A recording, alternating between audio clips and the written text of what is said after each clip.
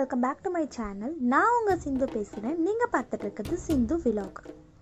இந்த வீடியோவில் வேலூரோட one of the historical place ஆன ஜலகாண்டேஸ்வரர் டெம்பிள் பற்றி தான் பார்க்க போகிறோம். ஸோ இந்த வீடியோவை ஸ்கிப் பண்ணாமல் ஃபுல்லாக பாருங்கள். அண்ட் நம்ம சேனலை மறக்காமல் சப்ஸ்கிரைப் பண்ணிக்கோங்க. இப்போ வாங்க நம்ம வீடியோக்குள்ளே போகலாம்.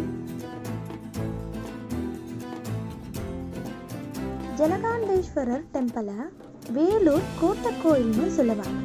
ஏன்னா இந்த டெம்பிள் வேலூர் கோட்டைக்குள்ள தான் கட்டப்பட்டிருக்கு.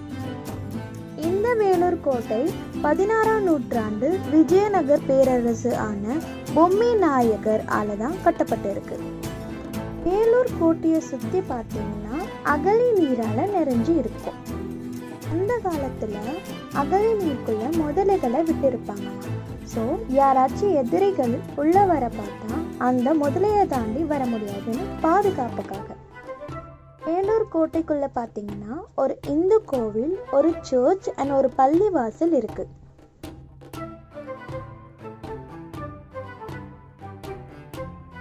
கோட்டைக்குள்ள கொஞ்ச தூரம் நடந்து போனீங்கனாலே உங்களுக்கு ஜலகாண்டேஸ்வரர் டெம்பிள் தெரியும். இந்த கோவில் மோர் தென் 1500 இயர்ஸ் பழமையான ஒரு கோவில். எனக்கு எப்பெல்லாம் லீவ் இருக்கோ அப்பெல்லாம் இந்த கோயிலுக்கு வருவேன். எந்த டைம்லையும் நம்ம ஆல்ரெடி இந்த கோயிலுக்கு விசிட் பண்ணியிருக்கோமேன்னு தோணாது. எல்லா டைமுமே ஒரு எக்ஸைட்மெண்ட், ஒரு ஹாப்பினஸ் இருக்கும். நீங்களும் வேலூர் போனீங்கன்னா கோட்டை கோவிலுக்கு போய் பாருங்க.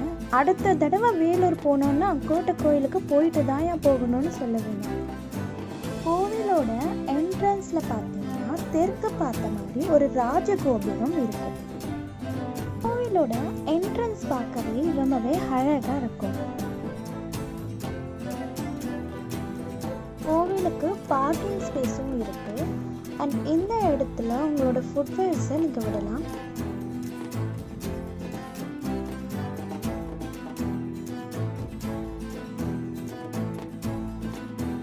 கோவிலோட என்ட்ரன்ஸ் இப்படி தான் இருக்கும்.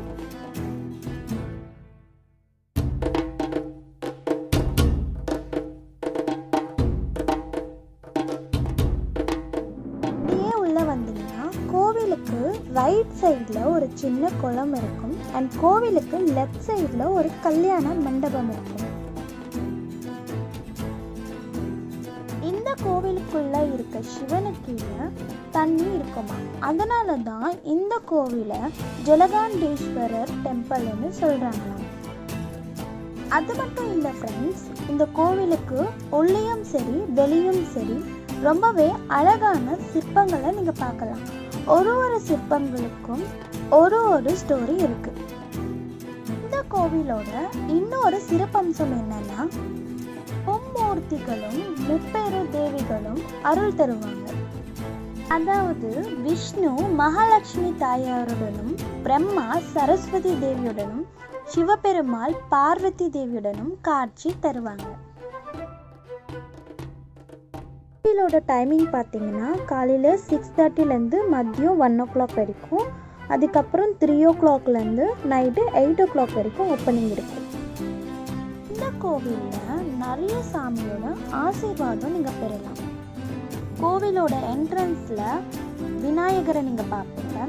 அதுக்கப்புறம் வெங்கடேஷ பெருமாள், வள்ளி, சுப்பிரமணியர், மாதேஸ்வரர், வைஷ்ணவி, துர்க்கை, லக்ஷ்மி, சரஸ்வதி, காலபைரவர், சனீஸ்வரர், 63 நியாயர்மார்கள், நடராஜர், சிவகாமி, உப்பர், சுந்தரர், மணிகவசகர், பிரம்மா, விஷ்ணு, ஸ்ரீதேவி, பூதேவி, தர்ஷனாமூர்த்தி, மகாவிஷ்ணு, லிங்கேஸ்வரரோட எல்லாரையும் இந்த கோயிலில் நீங்கள் பார்க்கலாம்.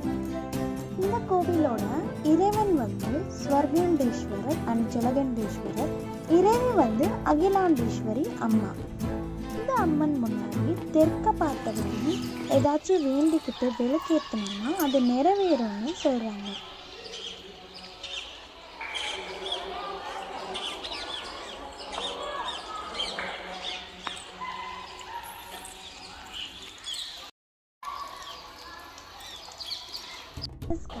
அவ்வளோதான் இந்த வீடியோவில் ஜலகாண்டேஸ்வரர் டெம்பிள் பற்றி ஃபியூ இன்ஃபர்மேஷன் அண்ட் என்னோட எக்ஸ்பீரியன்ஸ் தான் ஷேர் பண்ணியிருக்கேன். நம்ம சேனலை மறக்காமல் சப்ஸ்கிரைப் பண்ணிக்கோங்க. இந்த வீடியோ உங்களுக்கு பிடிச்சிருந்தா லைக் பண்ணுங்கள், உங்கள் ஃப்ரெண்ட்ஸ் அண்ட் ஃபேமிலிக்கு ஷேர் பண்ணுங்கள். Bye friends.